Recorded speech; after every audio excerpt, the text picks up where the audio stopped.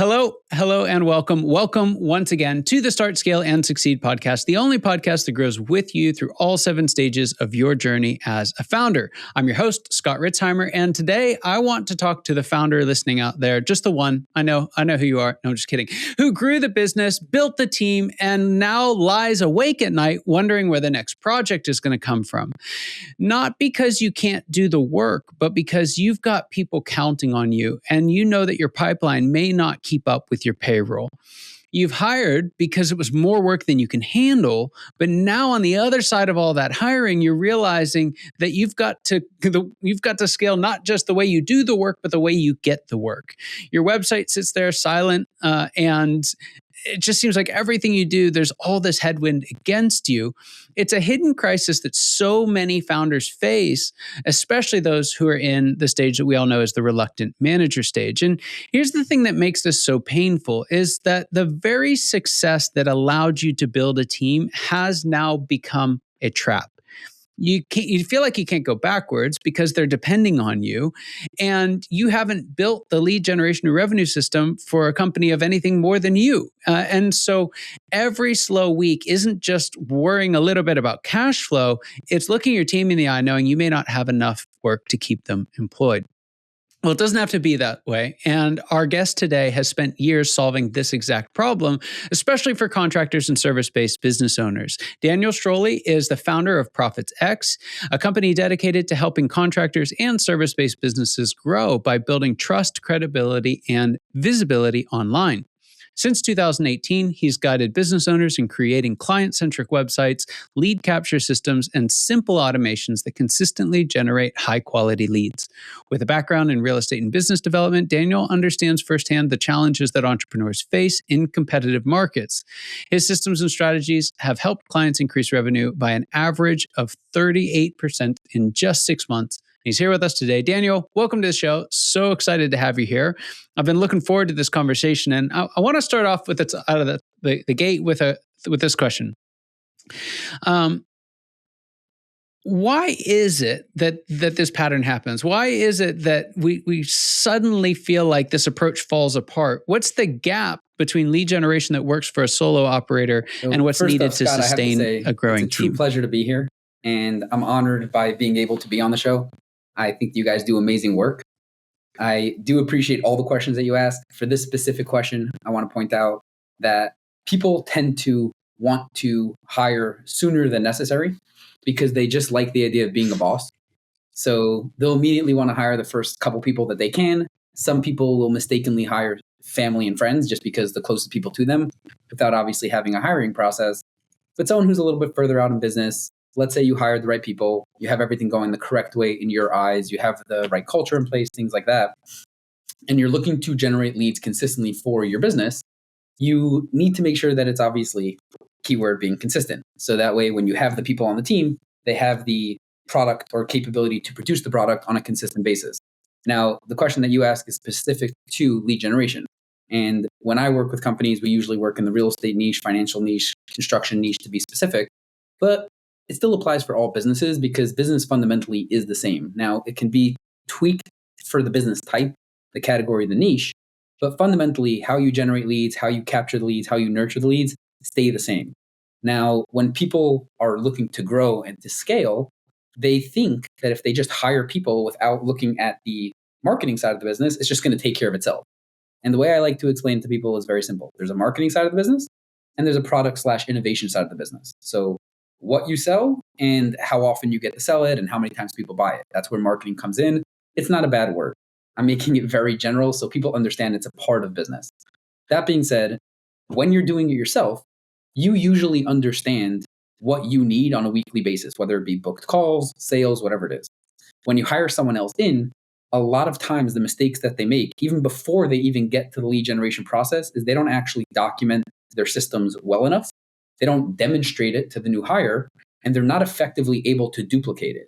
So what they effectively do is they end up getting themselves 2 separate jobs. They're doing the new person's job, they're doing their job. If they want it done right, they do it themselves. And then the lead generation issue, it just becomes another issue on top because I knew how to do it right on my own. But the second I bring an additional person onto the team, I now have to worry about his workload. I want to make sure I'm getting my investment's worth. so on and so forth, that this happens at a small level and it happens at bigger levels the same way. It doesn't really change. Just the longer you play the game, the more you understand how to do the documentation, how to generate leads more consistently. Does that make sense? Yeah, no, it's so good. So one of the things that I hear a lot is I have to get more leads. I have to get more leads. Very rarely do I hear someone say, I need to build more credibility online.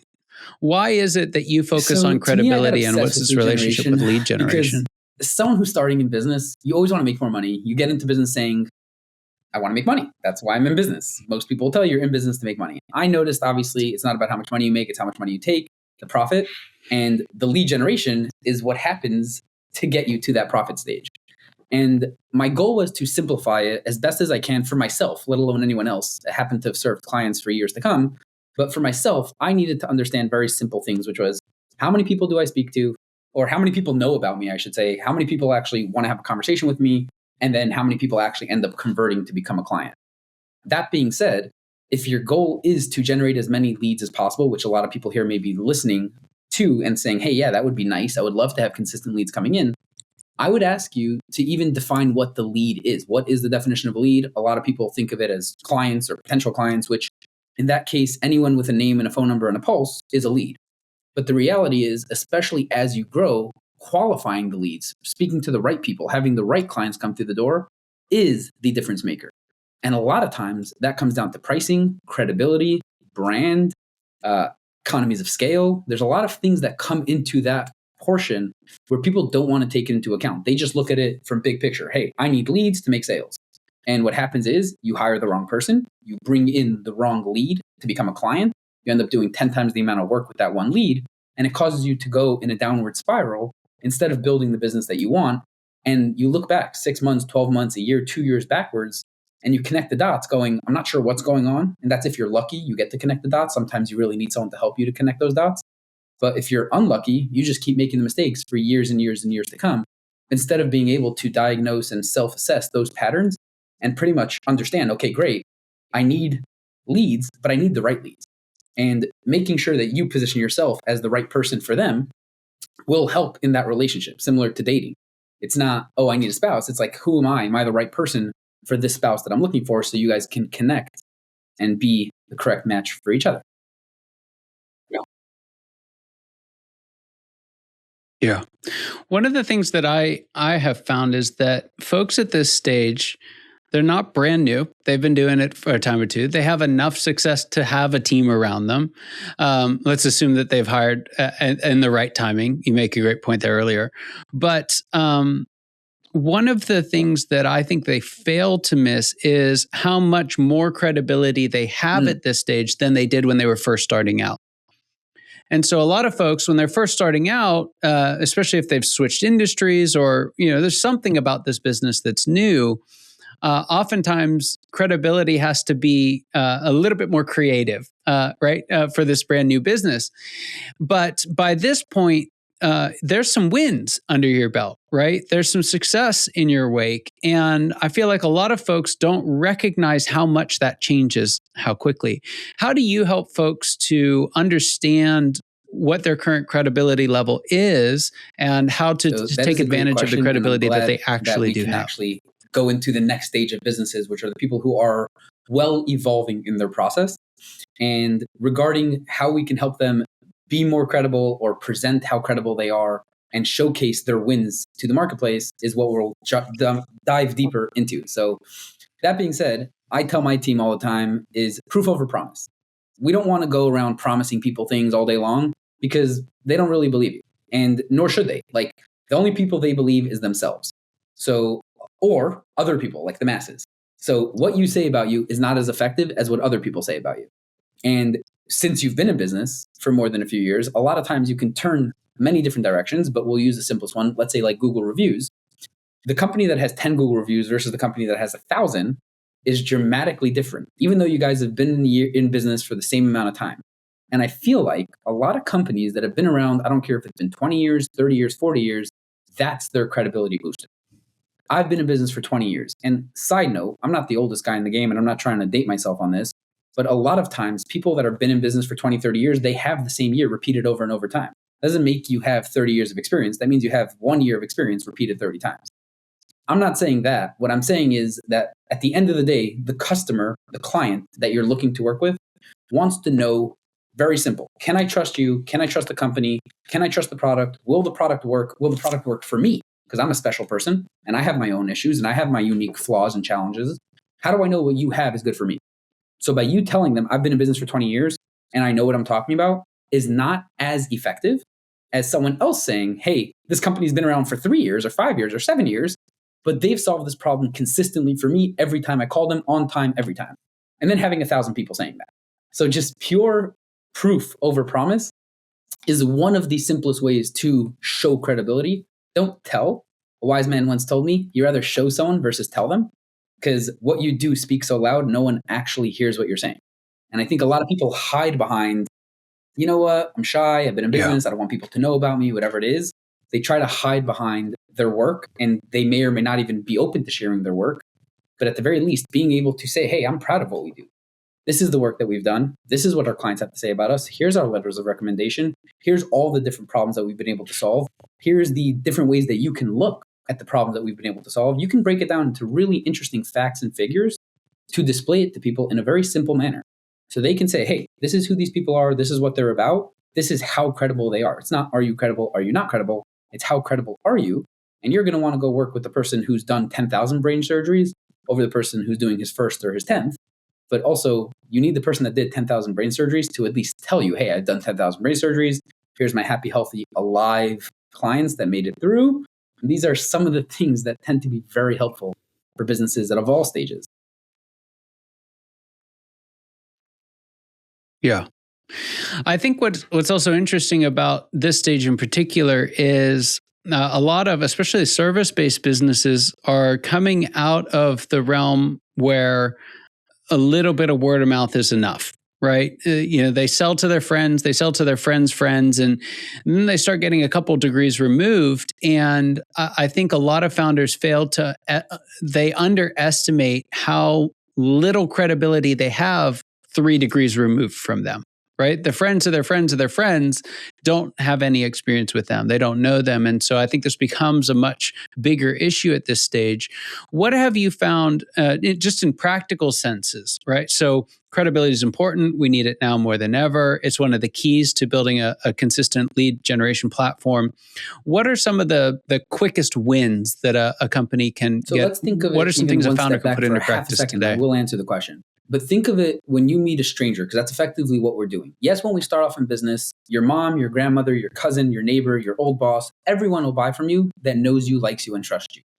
But effectively, once you go outside of that ring of people and individuals, you get stuck with the rest of the world, people that don't know you, like you, and trust you. So your goal is to build trust and credibility with them as soon as possible. And yes, time is a huge player in that game. If you've been in business for an extended period of time, it will be one of the factors that will build trust more than something else possibly. But the question is, what is the most effective force multiplier that when implemented gives you the most amount of trust with the colder audience? And to that, I would answer, like I mentioned, taking that step back, is looking at it. If you met a stranger on the street and you tell him, I've been in business for 20 years, come work with me, you're still a stranger. I don't care who you are. Being able to differentiate yourself from the crowd is really coming down to one thing, which again, from a stranger perspective, is risk reversal. If you're able to remove the risk from the equation, now there's a reason for me to trust you. Meaning, you can say 100% money back guarantee, or you could say, put your wallet away. You don't even have to spend money here. I'm going to take on all the risk. You just sit back and enjoy. And I give you wins that you would have normally paid for, which makes it by itself something of value that I am taking the risk on that costs you nothing. And when people see that, it doesn't make a difference what it is or how big of a gesture it is. If anything, the bigger the gesture is usually not such a great sign.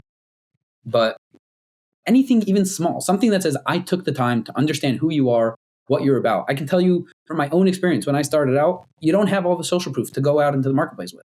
But what you do have is an in-depth understanding of the audience that you serve.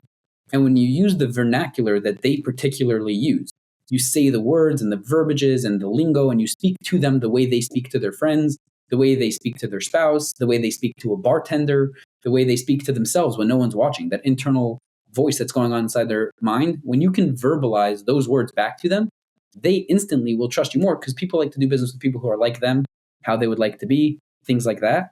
So if you're more like them, they like you. If you show them, hey, I'm like you, I've done things like you, I understand you, I've been in your shoes, they're more open to understanding what you're about. Because if you're showing them, I understand you, they're saying, okay, let me hear a little bit about you. Yeah.